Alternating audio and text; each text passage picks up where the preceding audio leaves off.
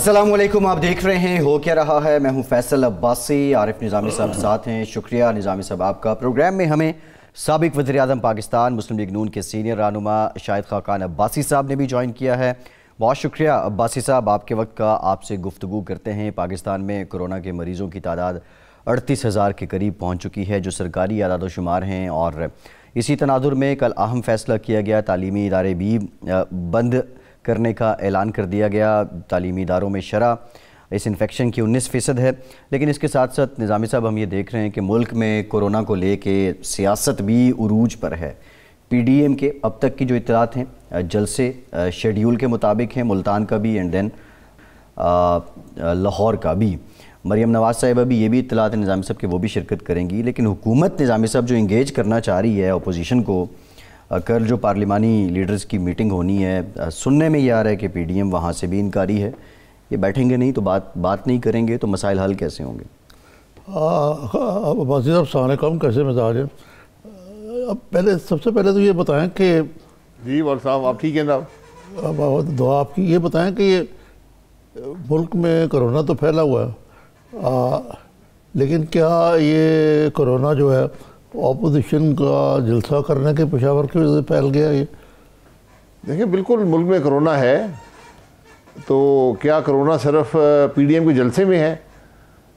बाकी ज़िंदगी तो मामूल के मुताबिक चल रही है।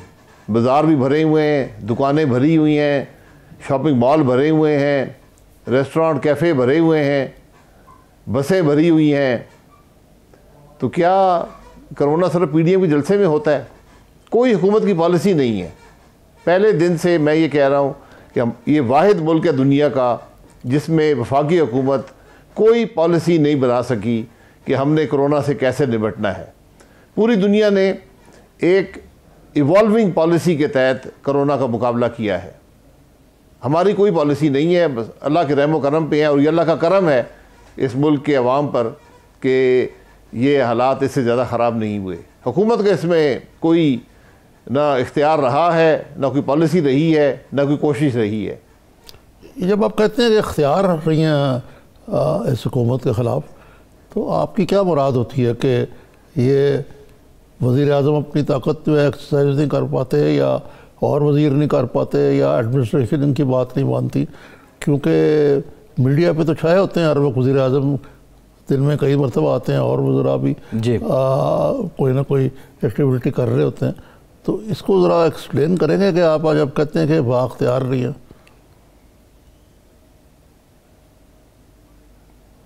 देखिए, मीडिया पर तो वज़ीर आज़म साहब ही हैं, लेकिन काम तो है नहीं।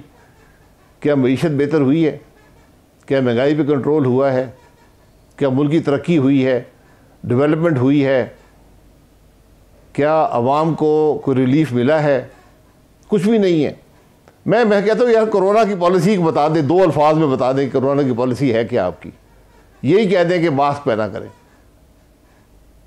हम तो आज तक ये वज़ीर आज़म साहब से नहीं सुन सके कि पाकिस्तान के अवाम से पाकिस्तान के अवाम मास्क पहन लें। अल्हम्दुलिल्लाह एक वज़ीरों, मशीरों, ऐसे PMs, एडवाइस, पता नहीं क्या क्या, एक फ़ौज ज़फ़र मौज है वफाक में भी, सूबे के अंदर भी। आज तक किसी शख्स से आपने कोई माकूल बात सुनी है? अवाम की तकलीफ़ की बात सुनी है?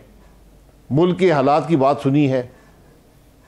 तो ये झूठ बोलने से, TV पर आकर तकरीरें करने से मामला नहीं चलता जी। ये बड़ी मेहनत का काम होता है, बड़ी लगन से काम करना पड़ता है, फिर जाके हालात काबू में आते हैं। ठीक।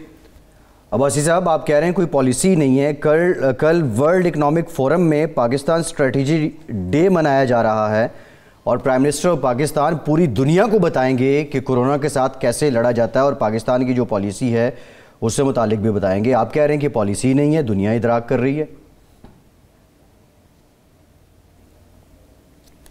हमें भी बता दें ना, हमें भी बता दें कि क्या है पॉलिसी। ये डे मनाने से मसला नहीं होगा ना, ट्वीट करने से मसला हल नहीं होता। बता देना। मैं तो आज भी कह रहा हूँ कि चले माजी को छोड़ देते हैं, आज पाकिस्तान की क्या पॉलिसी है कोरोना से मुकाबला करने के लिए, ये बता दें। वहीं से डेबॉस से बता दें, यहाँ से ना बताएं। बड़ी अजीब सी बात है। नहीं, हमारा वज़ीर-ए-आज़म मुल्क के अंदर नहीं बता सकता, लेकिन बाहर जाके बताएगा।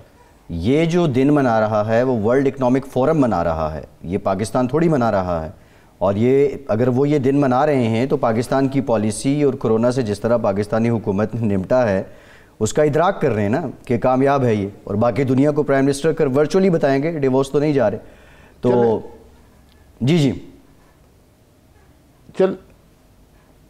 चले हम सुन लेंगे सर, वहीं पे सुन लेंगे। पाकिस्तान में अगर नहीं बता सकते कि पॉलिसी क्या है तो हम वर्ल्ड इकोनॉमिक फोरम पे देख लेंगे हमारी पॉलिसी क्या है, कोई बात नहीं है। अच्छा अब्बास साहब, ये बताइए कबूल है कि जो कोरोना पर पार्लियामेंट्री बिल के इजलास का बाइकआउट करेंगे या अपोजिशन या इसमें शिरकत करेगी? देखिए, ये आई वॉश जो होता है ना, ये नहीं करना चाहिए। अगर आप किसी मसले पे सिंसियर हैं, किसी इशू से सिंसियर हैं, उसके फोरम मौजूद हैं। कौमी असम्बली का स्पीकर वो आदमी है जो अपोजिशन का एतमाद खो चुका है अपने रवैये और अपने अमल की वजह से, तो उसकी किसी कमेटी में हम शिरकत नहीं करेंगे।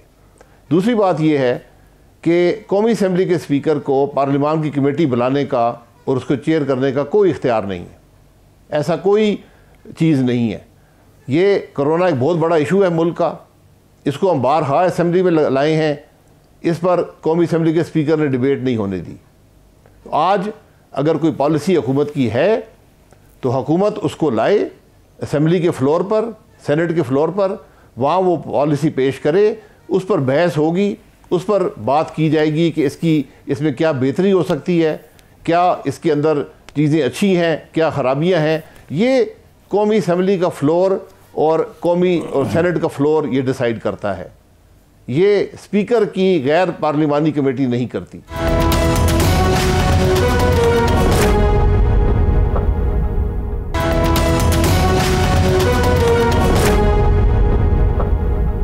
अच्छा, ये स्पीकर आप कह रहे हैं किस कैपेसिटी में बुला रहा है, बुलाना तो ये फिर प्राइम मिनिस्टर को चाहिए इजलास या और वजीर जो है मुताल्लिका मिनिस्टर को या कोई इस तरह। तो ये क्या वजह है कि स्पीकर जो है इतना फ्रंट फुट पे रोल अदा करने की कोशिश करते हैं? आप उनको कहते हैं कि वो गैर जानबदार है, वो कहते हैं कि जी मैं तो ज़्यादा टाइम जो है वो देता हूँ ऑपोजिशन को। तो आपका बुनियादी क्या गिला है स्पीकर साहब से? मेरा कोई गिला नहीं है, मैं तो असेंबली के जो कार्रवाई है उसकी बात कर रहा हूँ कि 2.5 साल में पाकिस्तान के अवाम का एक इशू भी पाकिस्तान की कौमी असेंबली में नहीं आ सका, उस पर डिबेट नहीं हो सकी। ये स्पीकर साहब की कामयाबी है। और आज पूरी अपोजिशन इस बात पे मुतहद है कि हमारा स्पीकर पे कोई एतमाद नहीं है, उसकी कोई बात हम मानने को तैयार नहीं है। ये आज हालात पहुँच चुके हैं स्पीकर के रवैये की वजह से। पार्लियामान का निज़ाम बड़ा सीधा सादा है, ये ट्रेडिशंस पे चलता है। अपोजिशन इश्यूज़ लाती है, उस पर अपोजिशन के जो मेंबरान उसको रेज़ करते हैं, वो तकारीर करते हैं। हमेशा लीडर दी अपोजिशन और पार्लियामेंट्री पार्टी लीडर्स को किसी वक्त भी बोलना चाहें, ये उनका ये ट्रेडिशन है, उनको मौका देना पड़ता है। स्पीकर साहब ये मौका नहीं देते।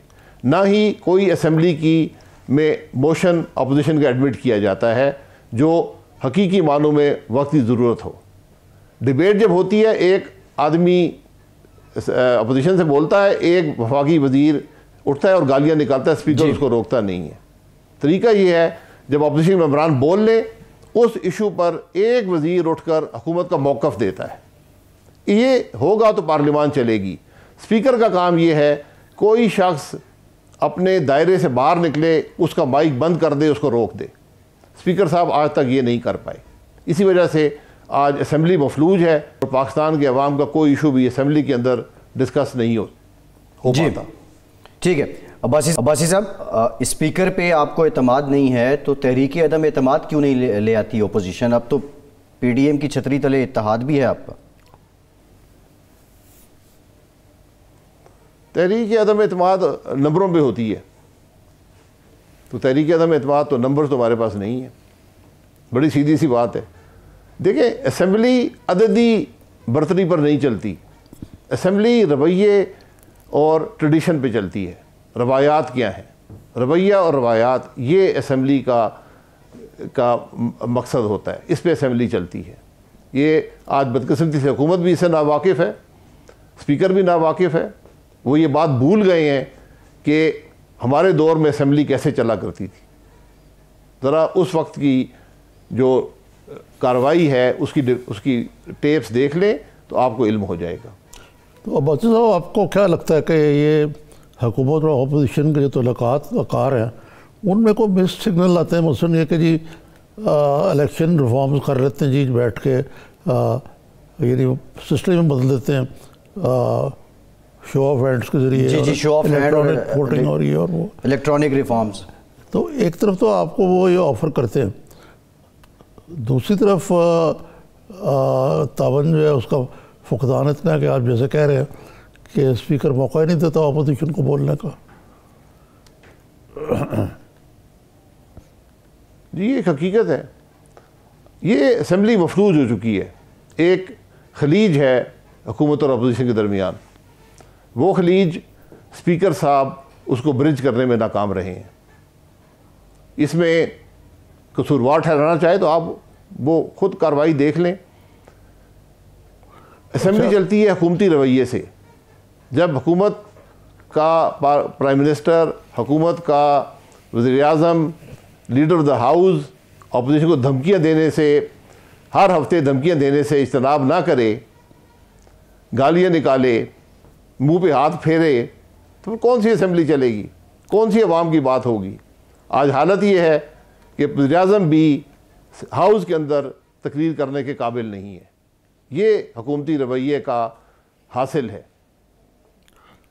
ये तो ठीक है अब्बासी साहब, लेकिन आखिर चलानी भी तो है ना हुकूमत आपने। तो ये अगर यही रवैया रहा तो मामला तो इस तरह चलते रहेंगे। मेरा असल सवाल ये है कि हफीज़ शेख साहब ने अभी परसों एक तकरीर करते हुए ये कहा कि जनाब चारों तरफ से अच्छी खबरें आ रही हैं, इकॉनमी बड़े ज़ोरों में जा रही है, सिवाय इसके कि हमें IMF के जो किस्तें अदा करनी होती हैं उसके लिए पैसे चाहिए होते हैं।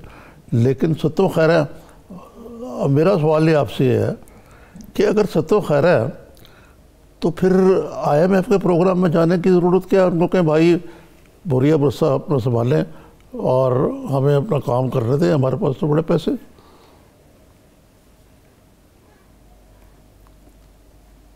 मेरा भी सवाल यही है कि आपके अगर तमाम मामला ठीक हो गए हैं, छोटा सा एक मामला है कि पैसे नहीं है कर्जा अदा करने के, पैसे नहीं है हुकूमत के पास, बाकी सब मामला ठीक है। हुकूमत घर की आमदन नहीं है लेकिन बाकी सब मामला ठीक है। ये अकल तस्लीम करती है इस बात को। कौन सा मामला ठीक है? क्या चीनी सस्ती हो गई? क्या आटा सस्ता हो गया? क्या मुल्क में कर्ज़ों की शरह में इजाफा नहीं हुआ?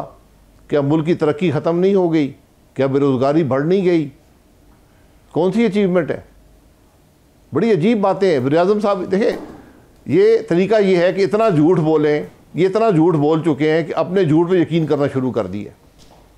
जी आज मुल्क के हालात इतने तशवीशनाक हैं कि हमारी तारीख में नहीं हुए। जो लोग इस बात को समझते हैं वो ये जानते हैं कि आज मुल्क के हालात क्या हैं, लेकिन अब बात समझने से आगे चली गई है।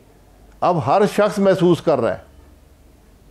तो जब लोग तकलीफ़ में हों और आप उनको ये खुशखबरी दें कि सब ठीक हो गया है, तो कहाँ पे ठीक हुआ ज़रा दिखा दें। जी जिस ठीक दिन है। आटा 35 रुपये का होगा, चीनी 53 रुपये की होगी, तो मैं उस दिन को ठीक मानूंगा। ठीक है अब्बासी साहब, एक ब्रेक लेते हैं और ब्रेक के बाद कुछ बात करेंगे PDM जलसे। और ये सुनने में आ रहा है कि बेगम शमीम अख्तर साहिबा की तदफीन के बाद मरियम नवाज़ साहिबा PDM में उसी तरह मुतहर्रिक होंगी जैसा कि इस वाक़े से पहले थी। अभी निज़ाम साहब थोड़ा सा वो तदफीन और ये मराहिल मुकम्मल करने के बाद जो नून लीग के ज़राए हैं वो ये बता रहे हैं। ब्रेक के बाद इस पर बात करते हैं, हमारे साथ रहिए।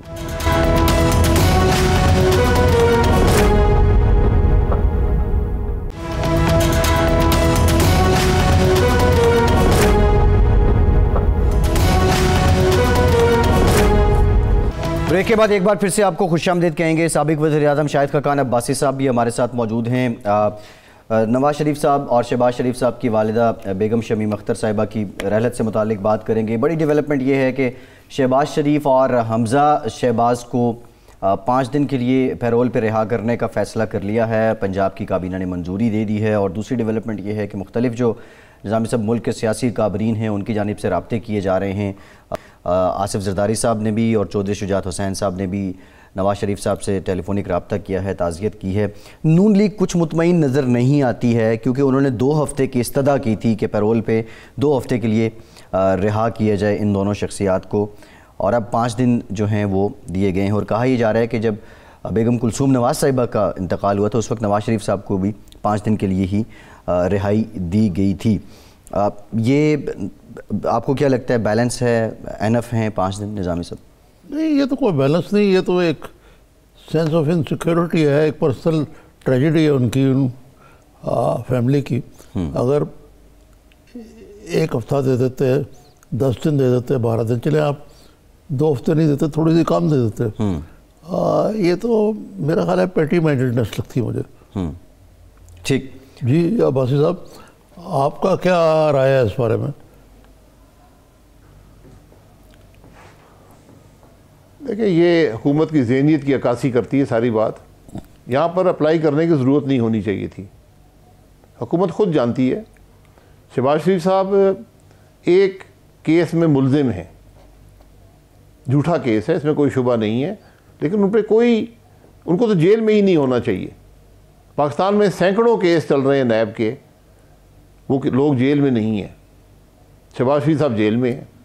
तो मैं यही बता रहा हूँ, जब आप लीडर दी अपोजिशन से ये सलूक रखेंगे कि ट्रायल के दौरान आपने उसको गिरफ्तार करके जेल भेज दिया और आप बात कर रहे हैं कि पेरोल पे 2 दिन छोड़ेंगे या 5 दिन छोड़ेंगे, हफ्ता छोड़ेंगे, कोई क़यामत आ जाएगी अगर वो सियासी शख्सियत हैं, 15 साल बाद 12.5 साल सूबे के वज़ीर आला रहे हैं, उनके काम को पूरा पाकिस्तान तस्लीम करता है, तो अगर वो लोग लाखों की तादाद में मिलने आएंगे तो ये उनका हक बनता है कि उनसे अपनी जो लोग वालदा की ताज़ियत पे आएंगे उनसे मिल सकें।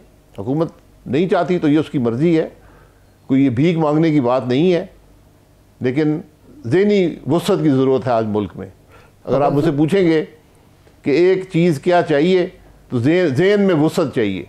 अब सब ये तो ठीक है, ज़हन में वुसअत, लेकिन ये एक अजीब दौर है जिसमें पाकिस्तान में जो कानून है उसको अब इस तरह, ये नैब के मामले में ख़ास तौर पे कानून कह रहे हैं, लाकानूनी नियत कह लें, कि जैसे ही आप गिरफ्तार होते हैं, मुजरम और मुल्ज़िम के दरमियान जो एक बड़ी इम्पोर्टेंट तफरीक है, लाइन है, डिस्टिंक्शन है, राइट लाइन है, उसको तो बाकायदा मेरा ख्याल है कि एक सोची समझी पॉलिसी के तहत ख़त्म कर दिया गया। मतलब जिस शहजादा अकबर साहब हैं, वो हर रोज़ को अरबों से खरबों कितने जो है वो पैसे वो खाते में डाल चुके हुए शहबाज शरीफ के और लोगों के करप्शन हो रही है, तो इनको अदालतों में साबित कौन करेगा?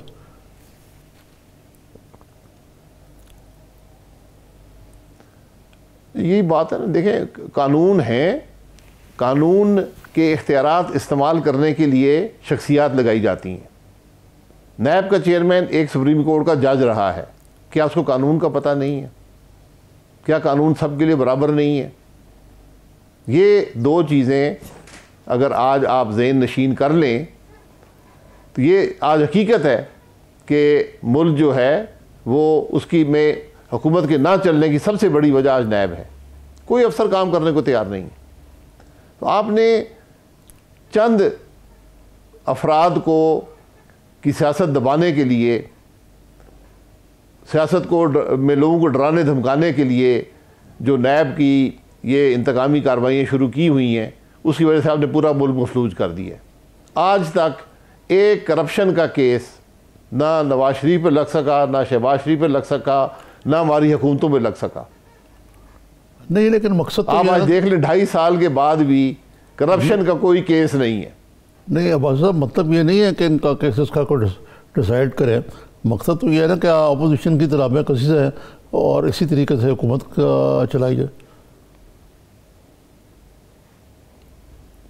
नहीं, हुकूमत नहीं चलती ना इस तरह, ये तो अब साबित हो गया ना। इनका ख्याल था कि अपोजिशन को दबाने से हुकूमत चलेगी। इस तरह हुकूमतें नहीं चलती। हुकूमतें काम करने से चलती हैं, मेहनत से चलती हैं, लगन से चलती हैं। और आज ये एक हकीकत है कि पाकिस्तान की तारीख की करप्ट तरीन वफाकी हुकूमत और पंजाब की हुकूमत आज मौजूद है। आप किसी शख्स से पूछ लें और उसकी वाज़ेह मिसालें आपके सामने हैं। जी, चीनी सबसे बड़ी मिसाल है, गंदम सबसे बड़ी मिसाल है। आज पंजाब में कौन सी पोस्टिंग है जो पैसे लेकर नहीं की जाती? अच्छा, ये आज हकीकत है इस हुकूमत की। आप जो मर्जी ट्वीट करते रहे, जो मर्जी झूठ बोलते रहे, उससे हकीकत नहीं छुपेगी। ठीक है। अब्बासी साहब, अवाम के मसाइल, गवर्नेंस, इस सब का जिक्र भी कर रहे हैं, पीडीएम में भी इसका बहुत ज़्यादा प्रचार है। बुनियादी मसला इस वक्त कोरोना ही है जो अवाम की सेहत के लिए। पीडीएम क्या मौजूदा सूरत हाल को मद्देनज़र रखते हुए इस पर गौर कर रही है कि जो जलसे हैं उनको रीशेड्यूल कर दिया जाए या उनको मुअख्खर कर दिया जाए, या ये दरमे सुखने ये फ़ैसला अटल है कि मुल्तान का जलसा भी, लाहौर का जलसा भी as per routine, as per स्केजुअल्ड ही होगा? जी, दोनों जलसे बिल्कुल 30 तारीख को मुल्तान में होगा और 13 दिसंबर को लाहौर में होगा। इसमें कोई तब्दीली नहीं होगी।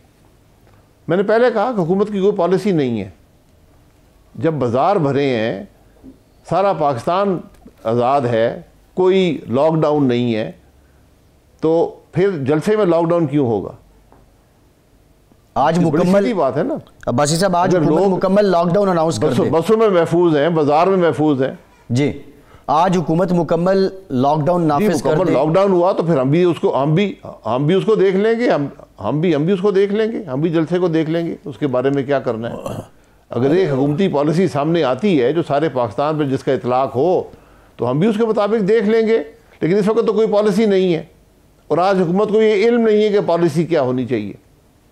ज़रा बताएं ना कि क्या पॉलिसी है हुकूमत की। एक बात की तो लॉकडाउन पॉलिसी नहीं होती, लॉकडाउन उस निज़ाम का हिस्सा होता है।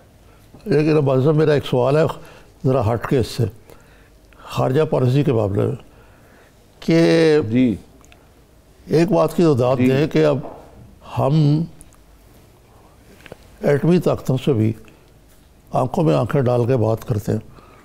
अब शीरी मज़ारी ने जो ट्वीट की और अब उस पर इसरार कर रही कि मैंने ठीक बात की, क्या ये पाकिस्तान में मुस्तमल हो सकता है कि वो मैक्रोन जैसे जो अगर जो फ्रांस के सरबराह हैं उनसे इस किस्म की ट्वीट्स करें? अगरचे फ्रांस की जो पॉलिसी है उससे हज़ार इख्तलाफ हो सकते हैं और जो कुछ फ्रांस से कर रहा है और मुसलमानों के बारे में जो उसका रवैया है वो किसी तरह भी जस्टिफाइबल नहीं। लेकिन ये फ्री फॉर ऑल है या वज़ीरों को, ये खान साहब की अपनी कोई वो रजवी है कि इस किस्म की पॉलिसी हो जिसमें हम यानी कि जो सुपर पावर्स को भी ललकारने को तैयार हो?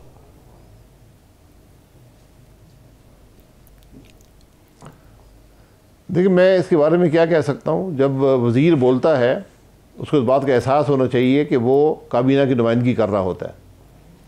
तो अगर हमारी कोई शिकवा था फ्रांस के साथ और हमारा तो शिकवा रहा है कि रसूलुल्लाह की शान में जो गुस्ताखी वहाँ पर की गई, उस पर असम्बली ने भी, सारी सियासी जमातों ने भी उसकी मजम्मत भी की, फ्रांस की मजम्मत की भी की, उसका बाइकआउट करने का ऐलान किया उनकी जो प्रोडक्ट्स हैं। अब अगर हुकूमत को आज कोई और मसला उनसे है, उसका तरीका ये होता है कि आपका एम्बेसडर, जो कि हमारा फ्रांस में अभी कोई एम्बेसडर नहीं है, वो जाकर वहाँ पर एक ऑफिशियली फॉर्मली एक शिकायत दर्ज कराता है कि आपके इस पॉलिसी पर हमारी हुकूमत को ये एहतजाज है या ये हम उसको रद्द करते हैं। ये तरीका होता है। तो ये तरीका नहीं अपनाया गया। तो इस किस्म की बातें ये हुकूमत पहले दिन से करती आ रही है। और आज आप यकीन करें कि इन 2.5 सालों में हमारे दोस्तों के अंदर कमी वाक़या हुई है और हमारी दोस्ती की शिद्दत में कमी वाक़या हुई है। ये एक लम्हा फ़िक्रिया है हम सब के लिए। सही है, बिल्कुल जी, ठीक है। अच्छा अब्बासी साहब, अब अगेन क्योंकि इस वक्त जो पीडीएम है या कोविड है, दो ही चीज़ें पाकिस्तान में इस वक्त लाइमलाइट में हैं। पॉलिसी का आप जिक्र कर रहे थे, सिंध गवर्नमेंट ने जो नए SOPs दिए हैं उसके अकॉर्डिंग आज 6 बजे वहाँ दुकानें बंद करवा दी गई हैं, गैदरिंग्स को महदूद कर दिया गया है। पीपल्स पार्टी आपके साथ PDM में इश्तराक है, उनका शरीक हैं, सेकंड लीडिंग पार्टिसिपेंट हैं। अब यहाँ भी तो तज़ाद नज़र आता है, जहाँ उनकी हुकूमत है वहाँ वो अमल दरामद कर रहे हैं और दूसरी जगह मुल्तान हो या लाहौर हो वहाँ वो जलसे कर रहे हैं। तो क्या जो अवाम हैं, पाकिस्तान के अवाम, ये तो हुकूमत का जवाज़ उसको स्ट्रेंथ करता है अगर इस तरह की पॉलिसी रही कि अवाम की जान के साथ खेला जा रहा है? नहीं, हुकूमत की तो पॉलिसी है नहीं ना। तरीका ये होता है पूरी दुनिया में कि ये मामला सूबाई और मुकामी हुकूमतों में नहीं छोड़ा जाता, पूरा मुल्क एक पॉलिसी बनाता है। यहाँ पर पहले दिन से वो नहीं हो पाया, हर सूबा अपनी पॉलिसी बनाने की कोशिश करता है। सिंध के अंदर जो मेरे पास डेटा है, सिंध इसके अंदर इन्फेक्शन रेट इस वक्त बहुत हाई है, क्योंकि सिंध एक उसके अंदर पॉपुलेशन का एक बड़ा हिस्सा एक बहुत बड़े 2-3 अर्बन इलाकों में रहता है, जो कराची, हैदराबाद और सखन है। तो वहाँ पर आबादी बहुत गुंजान है और वहाँ पर इन्फेक्शन रेट बहुत हाई है। मैंने जो नंबर्स देखे 9.5% तक है। आज पाकिस्तान में जिस चीज़ की सबसे बड़ी कमी है वो टेस्टिंग है। हमारी टेस्टिंग बिल्कुल नहीं बढ़ पाई और हम इस वक्त दुनिया में जो पॉपुलेशन के एतबार से पर मिलियन या बेसिस पर या पर 100,000 बेसिस पर जो मेजरमेंट होती है, हमारी कम तरीन टेस्टिंग है। आज हमारा सबसे बड़ा मसला टेस्टिंग है। आज इशू लॉकडाउन नहीं है। आप टेस्टिंग करके लोगों को आइसोलेट कर दें तो आपको लॉकडाउन की ज़रूरत नहीं पड़ेगी। ये तरीका पूरी दुनिया अपना रही है। यहाँ हम आज तक कोई पॉलिसी नहीं बना सके इस मामले पर।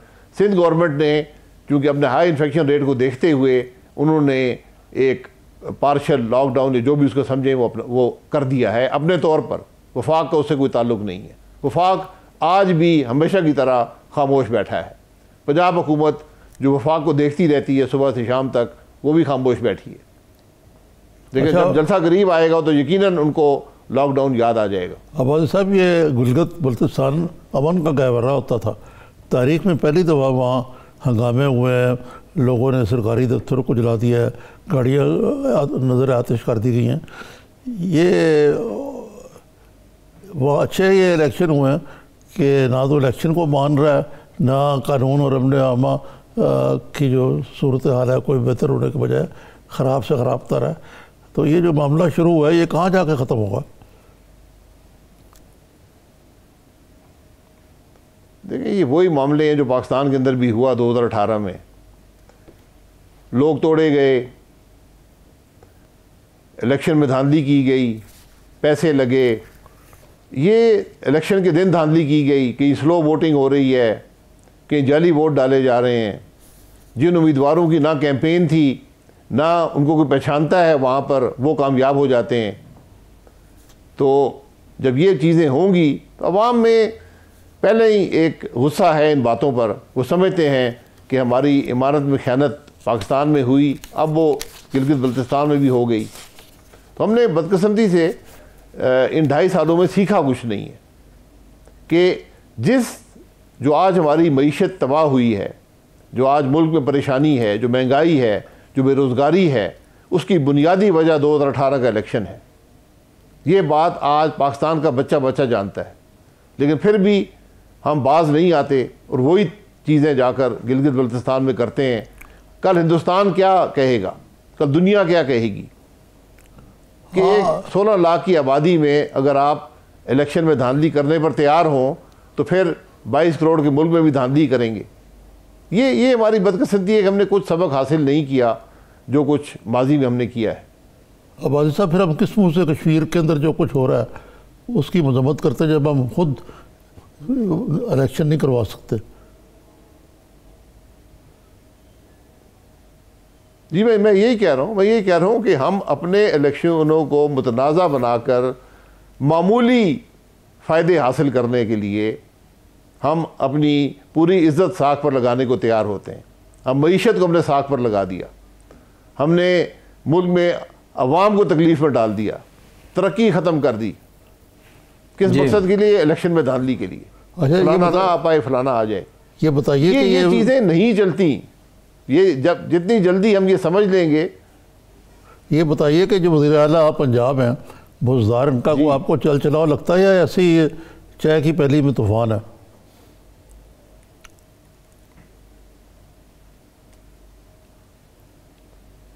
नहीं, वज़ीर आला पंजाब तो एक नॉन इशू है जी, मैं उसको इशू समझता ही नहीं हूँ। आप इसलिए कहते हैं कि वो आप मासूम आदमी है, उसको क्या आप करेंगे? बेख्तियार नहीं है, बेख्तियार हैं इसलिए, या क्या वजह जो आप कहते हैं कि वो उस काबिल ही नहीं कि उन पर बात भी की जाए?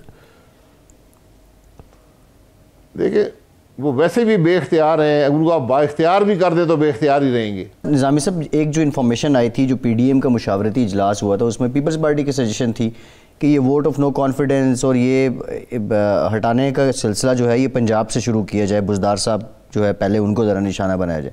तो आई थिंक नून लीग ने उससे डिसएग्री किया था। ये डायरेक्टली विफाक में ही सारी तब्दीली चाहते हैं। इसमें अब्बासी साहब, इस तरह की कोई मुशावरत आपकी PDM की मीटिंग में हुई थी? नहीं, ऐसी कोई बात नहीं हुई। मुख्तलिफ बातें वहाँ पर होती हैं। बात असल में ये है कि हम इक़्तिदार का हिस्सा नहीं बनना चाहते, हम तो निज़ाम की जो ख़राबी है उनको बेहतर करना चाहते हैं। निज़ाम की ख़राबियाँ इक़्तिदार में हिस्सेदार बनने से नहीं होगी। हम इस नाकाम निज़ाम में, इस बेख्तियार निज़ाम में का हिस्सा हम नहीं बनना चाहते। ये तो ख़राबियों को तूल देने वाली बात है। तो अब मतलब ये आपके नाक़दीन तो ये कहेंगे ना, क्योंकि अब हुकूमत में नहीं है तो आपको इस हुकूमत की हर चीज़ जो है वो उसमें कोई ख़राबी नज़र आती है, हालांकि ऐसी चीज़ें पहले माजी में भी होती रही है।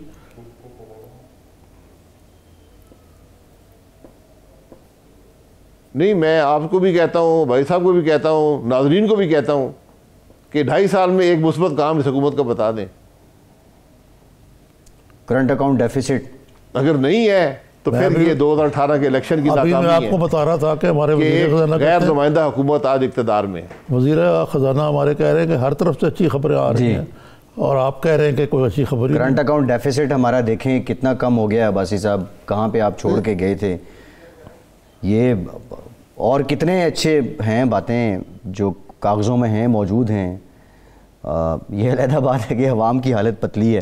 अब भाई साहब, सवाल ये है, आपसे जानना ये चाह रहे हैं हम। नहीं, करंट अकाउंट डेफिसिट जो है, आप अगर मुल्क बंद कर दें तो करंट अकाउंट डेफिसिट तो पॉजिटिव हो जाएगा।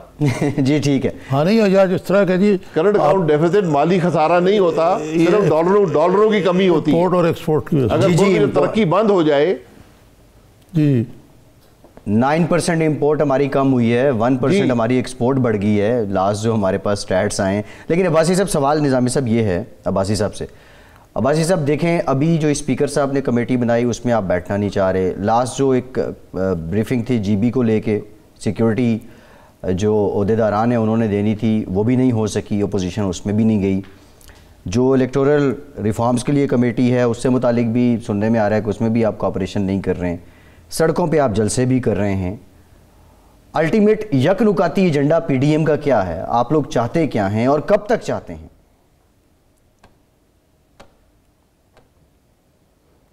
देखिए, हमारा यकनुकाती एजेंडा है आइन की बालादस्ती, मुल्क आइन के मुताबिक चले, इलेक्शन आइन के मुताबिक हो, इलेक्शन में मुदाखलत ना हो।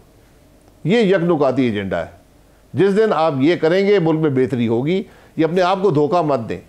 स्पीकर का कोई काम नहीं है पार्लियामान की कमेटियाँ बनाना, उसको इसका इख्तियार हासिल नहीं है। जो मुल्क के मामलात हैं वो असेंबली के फ्लोर पर डिबेट होते हैं। क्या आपको पार्लियामान की रवायात का इल्म नहीं है? आप क्यों झूठ बोलते हैं लोगों से? आप क्यों डरते हैं असेंबली से? असेंबली में क्यों बात नहीं कर सकते? अवाम के सामने बात करें। स्पीकर जो कमेटी चेयर करता है उसका मकसद क्या होगा? वो कोई फैसले करेगी कमेटी?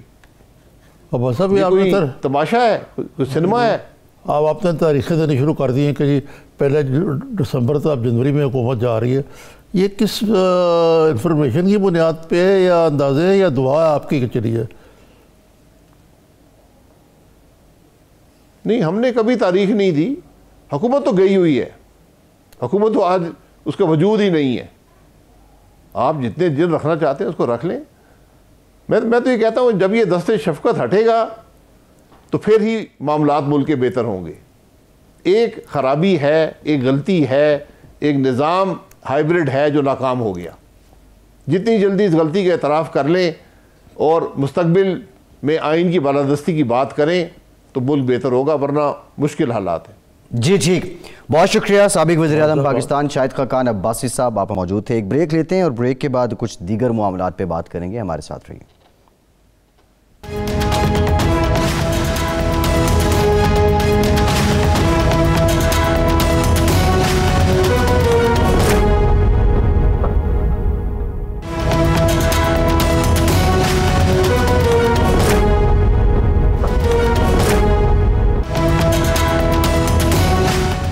ब्रेक के बाद एक बार फिर से आपको खुशामदीद कहेंगे। निज़ामी साहब, अब्बासी साहब अपनी जमात का PDM का मौक़िफ़ तो दे रहे थे, और जैसा कि पहले भी हम देख रहे थे कि नून लीग की सरगर्मियाँ PDM में कम नहीं होने वाली हैं।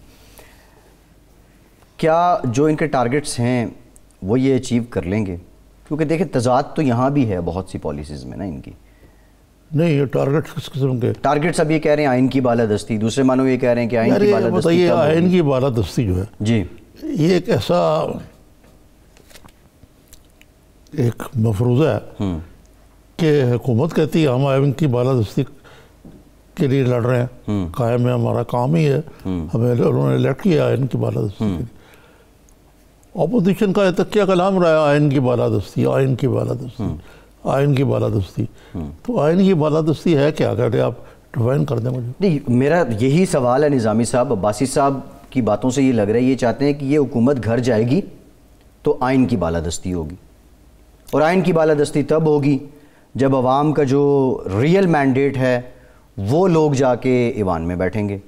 और ये जो इल्ज़ाम लगा रहे हैं जी वोट चोरी हुए हैं, और नहीं, मुझे बताइए जी कि इससे पहले मियां नवाज शरीफ 3 दफ़ा वज़ीर-ए-आज़म रहे जी, क्या उनके दौर में आइन की बालादस्ती का आया हुआ वो हुई बालादस्ती? आप मिसाल लें, जी, जब वो दूसरी दौर में भारी मैंडेट के उनके हिसाब पे सवार था जी, और सारी जमहूरी अदारों को वो शरई निज़ाम के नाम पर एमेस्कुलेट करना चाहते थे, उनको गला घूंटना चाहते थे उनका, ताकि यहाँ सिर्फ एक मियां नवाज शरीफ की बला शिरकत आगार हुकूमत हो। वो तो मैन प्रपोजेस गॉड डिस्पोजेस, वो नहीं हो सका। तो आया आइन की बालादस्ती जो है ना, ये हर एक ऐसे क्लीशे से बने हुए है जी। नहीं, उनके तो दूसरे दौर के बाद निज़ामी साहब फिर मुशर्रफ साहब ने सल्यूट किया है, फिर मुशर्रफ साहब ने आके सल्यूट किया जब दूसरी बार वज़ीर आज़म बने, और जिस तरीके से जो उनका मोड ऑफ गवर्नेंस था या जिस तरह वो चलाना चाह रहे थे। निज़ामी साहब, अगर हम माजी में देखें फिर तो तज़ाद दर तज़ाद है ना, फिर तो पीपल्स पार्टी और नून लीग का एक जगह इकट्ठे हो जाना भी बहुत बड़ा तज़ाद है। हाँ, लेकिन एक बात मैं फिर आपसे कहूँगा, आइन की बालादस्ती का नाम तो नहीं रहती थी पीपल्स पार्टी, लेकिन ना पीपल्स पार्टी ने ऐसे कोई इकदाम किए, ना ही उनके जहन में था कि अदाकारों को इसमें एमेस्कुलेट किया गया। बेनज़ीर भुट्टो ये चार्टर ऑफ डेमोक्रेसी के हम में सिंसियर थी जी, और सबसे बड़ के है कि मीडिया पर कोई कदगन नहीं था। ये बातें बड़ी इम्पोर्टेंट है। आज देखें ना मीडिया का जो हाल है, हर चंद के है कि नहीं है, अदरवाइज जो सूरत हाल है वो भी हमें सबको मालूम है। हुकूमत कहती है नीयत कुछ और होती है। तो ये कोई जमहूरियत और आइन और रूल ऑफ लॉ के लिहाज से कोई इतना अच्छा सुनहरी दौर नहीं है। मौजूदा दौर जो दौर रवां है ये इतना अच्छा नहीं है, लेकिन इसमें अब वही सवाल है ना कि PDM जो चाह रही है, और सबसे बढ़ के है कि चले यार आमराना हथकंडे इस्तेमाल किए जा रहे हैं, ऑपोजिशन को दीवार कर लगाया हुआ है, मीडिया को एक तरफ कोने में किया हुआ है, लेकिन जनाब 8% ग्रोथ रेट हो रहा है, मार्केटें भरी हुई हैं चीज़ों से, आटा, चीनी, गंदम, ये सब कुछ सस्ता है। गैर मुल्की इन्वेस्टर जो है जोक दर जोर पाकिस्तान आ रहे हैं, पाकिस्तान की GDP ग्रोथ जो है वो भी बढ़ती जा रही है। तो अगर तो ये हो तो हम थोड़ी सी कुर्बानी दे दें कि यार चलो ठीक है, लोगों के हालात बेहतर हो रहे हैं, ज़िंदगी संवर रही है। देखो ना, जब ये फ़र्ज़ करें ये जो मेज़ है जी, इट्स अ पीस ऑफ पाई। अगर ये पीस ऑफ पाई बड़ा होता जाएगा तो उसमें से जब आप भी काटेंगे तो आप ज़्यादा खा मेरा हिस्सा ज़्यादा आएगा। तो अब पीस ऑफ पाई छोटा होता जा रहा है, हुकूमत की बेसब्री, इंटॉलरेंस बढ़ती जा रही है। तो किस तरह ये निज़ामी साहब, फवाद चौधरी साहब ने एक कमेंट दिया है कि ये जो PDM है ये 11 गंजों की लड़ाई है जो एक कंगे के लिए लड़ रहे हैं। किसके लिए लड़ रहे हैं? 11 गंजे एक कंगे के लिए लड़ रहे हैं। देखिए ना, फिक्र है कि ठीक है, लगती बात, लेकिन वो किसी ने बड़ा खूबसूरत जवाब दिया जी फवाद चौधरी साहब को, वो मैंने इत्तेफाक से देखा। वो कहते हैं कि फवाद चौधरी साहब बड़े तजर्बाकार हैं क्योंकि उन्होंने तमाम पार्टियों का पानी पिया हुआ है। हाँ, ये अता तारड़ साहब ने मेरा ख्याल उनको हमारे प्रोग्राम में कहा जी था। जी जी जी उनको कहा है कि कल की बात है। खैर वो ये तो निज़ामी साहब मामला है। एक और डेवलपमेंट हुई है, इस्लामाबाद हाई कोर्ट ने जो 24 नवंबर तक नवाज शरीफ साहब को पेश होने की मोहलत दी थी और उनको इश्तिहारी करार देने की कार्रवाई को मौखर करार दिया है। और वो जो अफसरान हैं जिन्होंने जो उनके वारंट थे, अरेस्ट ऑर्डर थे, उनको उनकी तामील के लिए जो गए थे उनका बयान रिकॉर्ड करने का कहा है। तो अभी तो खैर मौखर कर दिया गया है ये फैसला, लेकिन हो सकता है कि वो नहीं आएंगे तो फिर वो प्रॉपर्ली इश्तिहारी हो भी जाएंगे। निज़ामी साहब, ये बेगम शमीम अख्तर साहिबा का हफ्ता या इतवार का दिन बताया जा रहा है कि उनका एक्सपेक्टेड है कि उनकी मैयत को लाया जाएगा और तदफीन भी हो जाएगी। और बेगम शमीम अख्तर साहिबा जो हैं, मरियम साहिबा एज़ पर शेड्यूल ही उसमें जाएंगी। कोविड हो जो भी हो, नून लीग इस मोमेंटम से निकालने मरियम साहिबा जलसों में खिताब करेंगे जी, जलसों के जी इमोशनल, इस इमोशनल से सूरत में ज़रा मुझे अचंभे की बात लगी है। अच्छा, एक और सब्जेक्ट है जो कि आजकल बहुत चर्चा हो रहा है उसका, वो है कि जी खुफिया मुलाकातें कि वो नेतन्याहू जो सऊदी अरबिया है खुफिया दौरे पर जी इसराइल के साथ, क्योंकि अगर सऊदी अरेबिया इसराइल को तस्लीम कर ले तो फिर मामला ख़त्म हो जाता है ना। अच्छा, इधर पाकिस्तान में भी लॉबियाँ जो हैं वो कह रही जी हमारा कोई झगड़ा नहीं, ये नहीं करे वो करें। मेरा मतलब है कि यार हम बिल्कुल ही बेअसूल हो गए पाकिस्तान में। वो एंड ऑफ हिस्ट्री एक है, थीसिस है फ्रांसीसी चीज़, वो कहते हैं कि अब नज़रियात का दौर ख़त्म होकर रह गया, अब सिर्फ सेल्फ इंटरेस्ट है। तो इसराइल से हमें क्या बचने लगा जी अगर हम उनको रिकग्नाइज कर रहे हैं। कुछ लोग दुबले होते जा रहे हैं इसमें कि जी रिकग्नाइज करो, क्यों करो भाई, क्या हमें मिल रहा है उनसे। निज़ामी साहब, सवाल ये है, when it comes to ideology of Pakistan और फिर इसराइल के साथ बात आती है तो तब असल चैलेंज तो हुकूमत का तब शुरू होता है। और इमरान खान साहब तो बड़ा क्लियर कह चुके हैं कि जब तक फ़लस्तीन का जो मुसलमान हैं, हाँ जी, बस दुआ करें यू टर्न न इस पे जी, इस पे तो उन्होंने बारहा क्लियर किया है इसको। हाँ, लेकिन सवाल ये है कि आइडियोलॉजी ऑफ पाकिस्तान, कायदे आज़म की इस बारे में क्लियर रशात फ़िक्र, हम किसी चीज़ पे तो ना, जो पाकिस्तान के बनने की जो बिना इतिहाद थी पाकिस्तान की, जो रेज़ो थी, क्या हम वो सब भूल गए वो? निज़ामी साहब, सऊदी अरब जो है, अगर इसराइल और भारत के तल्लुकात की नौयत का आपको मालूम है? जी जी जी बिल्कुल बिल्कुल। निज़ामी, सवाल ये है कि पहले मुत्तहिदा अरब अमारात, बाद एक दो ममालिक और अब सऊदी अरब बड़ा की प्लेयर है पाकिस्तान मुस्लिम वर्ल्ड में। अगर सऊदी अरब कबूल भी करता है इसराइल को तो किन टर्म्स एंड कंडीशंस पे करेगा? भाई देखें, सऊदी अरेबिया के लिए बड़ा मुश्किल है, क्योंकि सऊदी अरेबिया दुनिया इस्लाम का और दुनिया अरब का लीडिंग प्लेयर है ना जी। तो अगर कर लेंगे तो ये बिल्कुल कोलैप्स कर जाएगा जो फ़लस्तीनों का मसला। देखना, अरब तो 3 जंगें लड़ चुके हैं, मार भी खा चुके हैं उनसे, अब वो छितर खाने के बाद उनको रिकग्नाइज भी कर रहे हैं जी। तो ये कहाँ तक दानिशमंदाना पॉलिसी है? को नज़रियात भी होने चाहिए किसी मुल्क के कोई नज़रियात होने चाहिए। हमारा तो बिल्कुल आवा का आवा ही बिगड़ा हुआ। लेकिन इस पे निज़ामी साहब ऐसे लोग जो कि अनपढ़ लोग हैं जी, वो आके हमें व्याख्यान देते हैं कि जी ये करें वो करें फलां करें। निज़ामी साहब, इस पे प्राइम मिनिस्टर को ज़रूर क्रेडिट जाता है कि वो अभी तक इस पे पक्के हैं कि भाई हम अभी तक जी जी।